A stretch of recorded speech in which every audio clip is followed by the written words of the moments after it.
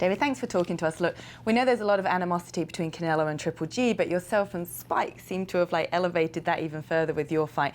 Where has that kind of anger and outspokenness come from between the two of you? Well, it came from, it started from Twitter, sending all types of messages. I'm not big on Twitter. I don't communicate too much on there, except for, giving the fans what I'm up to, small things like that, never disrespecting other fighters. Unlike he has very been degrading, trying to disrespect me. I don't know if he's playing a game or trying to, bother me with it, but all he's doing is putting gas on the fire and making it more worse for himself. He's gonna get badly hurt in this fight. He just has no idea of what's coming his way. I'm not the type you're gonna intimidate. I fought much better fighters than him, so I think he's trying to play a certain game, but it's just not working with me. So just war of words at this point. And he's just getting frustrated because he's understanding that it's not working with me.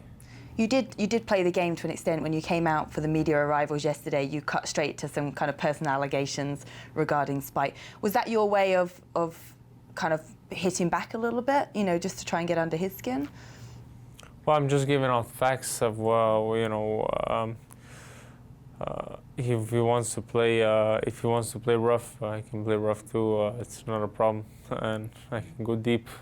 Well, we've certainly got a lot of eyes on this fight, and people do like that little bit of backwards and forwards trash talk. But let's talk about the fight itself. 2 days now until you fight. How are you feeling in your preparations, and what job you have at hand on Saturday night?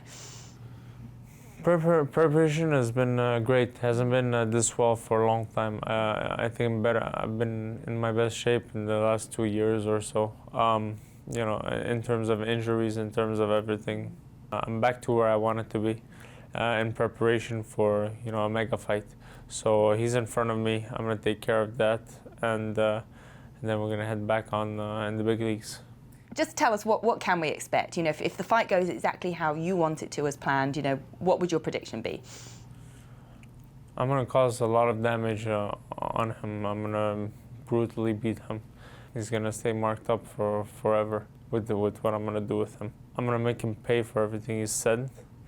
And Saturday is my night to do it. So I've been calm since, and on Saturday I'm gonna open up the machine, and I think he's gonna do like he did against Eubanks. When things got too hard, he quit. So I'm gonna make him quit if I don't knock him out. You both said the same about each other. That's interesting. You both have identified that you see each other as quitting. So I guess this is just a battle of who wants it more, who can impose their will. I've never quit before. He has, so I guess that's one check mark on my side. And also in regard to the comments about you being a one-trick pony, the trick being your power, and it's obviously something you've perfected and you're very good at, and he feels he's the better technician. You'll obviously disagree, but where do you feel you're stronger? What would you say are your strengths over Spike? We gotta really watch out on his medication, this guy, if he thinks he's a better fighter than me. I'm gonna prove it on Saturday. I'm no one-trick pony. I've had my issues when I was injured. I've had certain disabilities I couldn't use, but I'm usually explosive, and the fans love what I bring to the table. If he thinks I'm a one-trick pony, perfect. He's in for a big surprise. Talking to the fans, we're here at the fight capital of the world in Las Vegas. I mean, how exciting is it for you seeing the reaction, when you had the media arrivals and just around here in the MGM Grand? There's a lot of interest, a lot of excitement. It's great. About this. It's the biggest fight of the year. Yeah. It couldn't be put on a bigger stage in Las Vegas with all the media watching it. Everybody's very attentive to what we're about to do.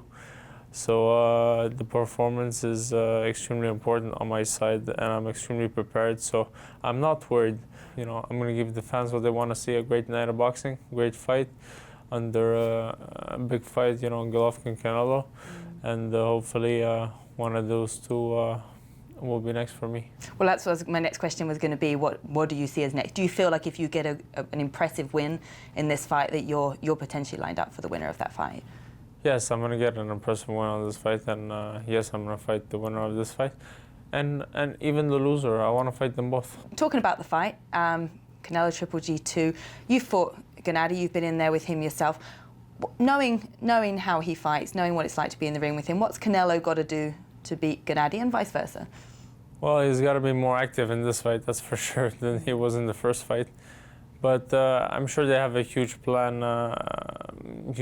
for their fight against Golovkin. Golovkin's the type of guy you gotta put pressure and he's a very good fighter. He doesn't do a lot of mistakes, but in the last few fights I've seen of him, he's slowed down a bit on his when I fought him. So I don't know if Canelo does a good thing. Is explosive, is in great shape, and he connects those shots. Boxing's boxing. We'll see what happens. It's an interesting fight. They're both very good fighters, so interesting fight.